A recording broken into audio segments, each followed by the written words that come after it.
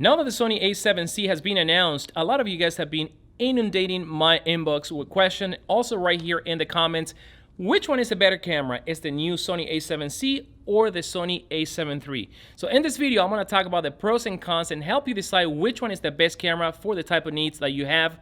Coming right up.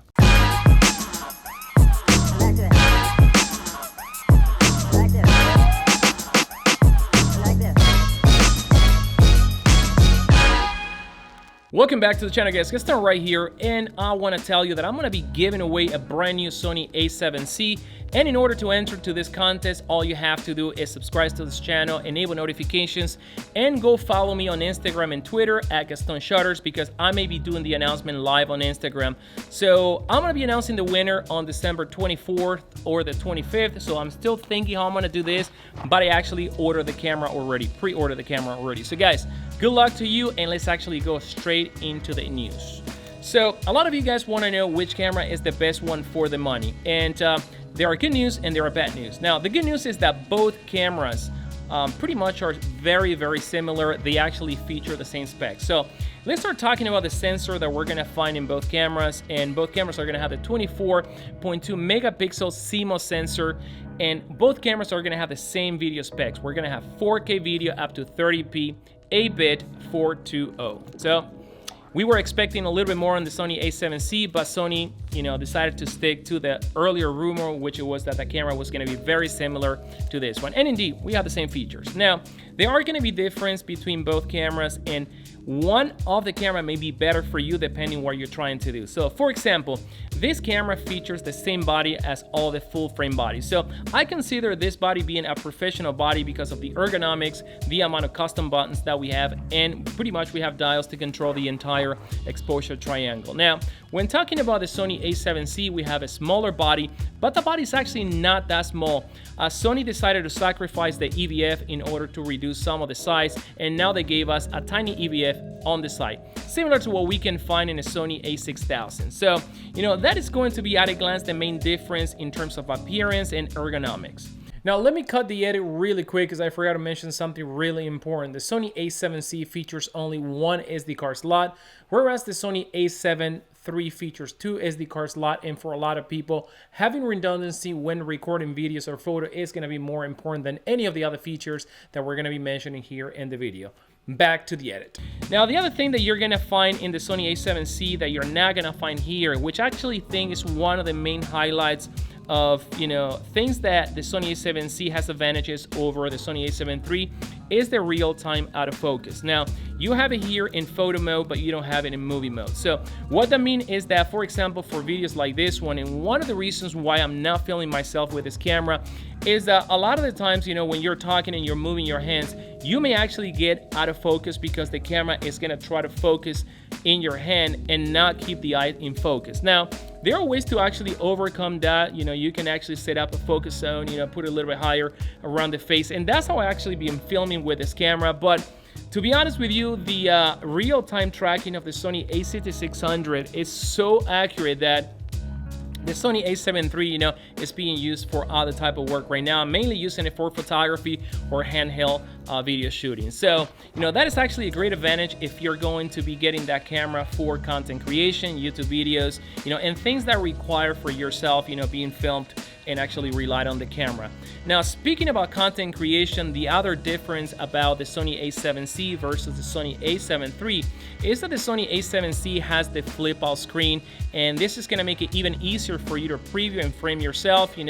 Add to that the real-time autofocus, and you can understand how this camera actually has a slightly advantage over this camera. Now, on this camera, we have the same, tilt up and tilt down screen, nothing actually flipped to the side. So if you actually want to preview yourself, you have to connect the monitor, run a wire, connect the monitor on your camera, and probably put also batteries in your monitor. Now, I actually have done a video of this little cheap device that you can actually put right here in your hot shoe mount. That is actually like a mirror that allows you to see yourself by flipping the screen this way, and you mount it right here and you can see yourself. It's a $15 thing. You can actually check the link right here. Made a video a couple of months ago. But other than that, the Sony A7C right out of the gate, it's kind of like ready for content creation and solo shooting. Now, I think that at a glance, this is going to be the main technological difference. Now, let's talk a little bit about ergonomics and conveniency, because the Sony A7 III, it is going to excel over the Sony A7C. Now, this camera features the same full frame body that you're gonna find in an A7R IV, A9, A9 II. So you pretty much have all the dials that you need. You have a front dial right here for your aperture. You have a shutter dial right here, and also you can control your ISO with a dial on the back. So basically controlling the exposure triangle with 3 dials. And this is gonna give you the speed of shooting, which is one of the reasons why, this is, in my opinion, one of the best hybrid cameras right now. You're gonna be able to really gain a lot of speed when shooting, because you can configure this camera the way you want. You also have these 2 custom buttons right here that you're not gonna see on the Sony A7C, as well as some of the custom buttons in the back that have been removed in the Sony A7C. Now, that doesn't mean that the Sony A7C, is gonna lack of features, because basically, like I mentioned before, you're gonna have the same still features that you have in this camera and the same video features, Also, when it comes to photography, both cameras can do 10 frames per second, so that is gonna be more than enough for most people. Now, when it comes to this camera, I consider this camera a better camera for running and gunning, because it's much more comfortable. In this camera, we have the deeper grip, whereas on the Sony A7C, we have a grip that is not as deep, and it reminds me of the grip of the Sony A7iii, actually, which is, less deeper and not as comfortable. Now, the Sony A7C is a little bit smaller, and that is because this portion right here of the EVF has been completely chopped off, and in return, we have a side EVF similar to an A6000 camera. So, if that is your cup of tea, well, then the Sony A7C is going to be the camera with that side EVF. But if you're gonna be a photographer and a videographer, most likely you're gonna enjoy the full EVF.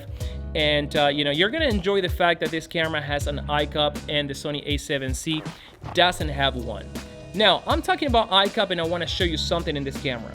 As you can see, this camera actually has the eye cup completely removed, and this is because I've been using this camera for one of my gimbals. So what happened when you actually mount this camera in some of the smaller gimbals, sometimes the eye cup actually collides with the back motor of the gimbal. Now, you're not gonna have a problem with the Sony A7C because it has the tiny EVF on the side. So I consider the Sony A7C a much better camera for flying the camera in a gimbal, especially for using smaller gimbals. So keep that in mind. Now, when it comes to battery life, both cameras are gonna have the same NP-FZ100 battery, which is gonna give you plenty of juice for photography and also for video. This camera actually gives me, around 2.5 hours of video recording, depending on what I do with the video, and I'm expecting that the Sony A7C is going to be as good. Now, as the perfect vlogging camera, I think the Sony A7C doesn't even check the mark, because that camera doesn't have touchscreen capabilities like the Sony A7S III, which is the much more expensive camera. And I think that a vlogging camera, needs to be able to be controlled from the front by tapping on the screen, kind of like the Canon EOS R5.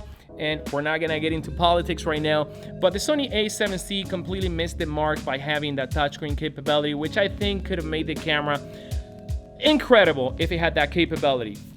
But once again, you're gonna have the same menu that you find in this camera, you're gonna have it on that camera, and the only touchscreen capability is going to be the tap to focus. That, if you're gonna be filming yourself, that is gonna be more than enough to, tap on your face or tap on an object that you wanna showcase. So, nothing different there when it comes to the screen, just the fact that the screen flips out.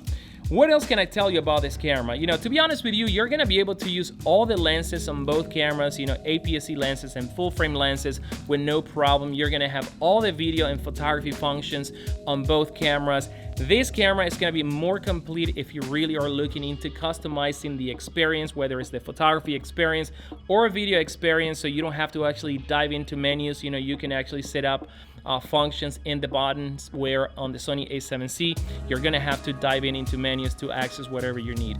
Now, this camera is gonna give you probably a faster photography and video experience because of that alone, and the other one, the Sony A7C, is gonna slow you down a little bit more. Now, how I order the camera? Well, I actually said that I wasn't gonna order the camera, but actually I did end up pre-ordering the camera, and I pre-ordered two. One the one that I'm gonna be giving away to you guys, and one to replace my Sony A6600. Now that doesn't mean that I'm not gonna be filming with the A6600, but a lot of the times I wish I can use all the full frame glass that I own and that I can get a much shallower depth of field. You know, that is one of the reasons why I'm getting the camera. The camera is gonna be stationary, it's going to be filming myself, and basically it's gonna do everything that I want. You know, I want to start recording by pushing the button, I want to preview myself without having to connect an external monitor, and I want to plug the monitor, you know, hit play and go. So, you know, if you're one of those people right now that are looking for a camera with ease of use, you know, something that you can see yourself, something that is going to give you the YouTube content creation experience, well, the Sony A7C actually is a great alternative right now for $17.99. However, if you're gonna be using the camera for YouTube, but also you're gonna be using the camera for professional work, running, gunning, photography, I mean, look no further. The Sony A7 III is going to be a better camera. Now, a thing that I want to let you know, guys, is that I found a deal on Amazon that I'm going to list it in the link in the description. That is actually at the same price of the Sony A7C. You can actually get right now the Sony A7 III for $1,800, the same price as the Sony A7C. So everywhere you're gonna find the Sony A7 III for $2,000 or a little bit more, and I listed a link in the description, guys. You know, you can actually go and shop for an A7 III if you want one through my affiliate links, you know, at no additional cost to you, and that's gonna help me support the channel.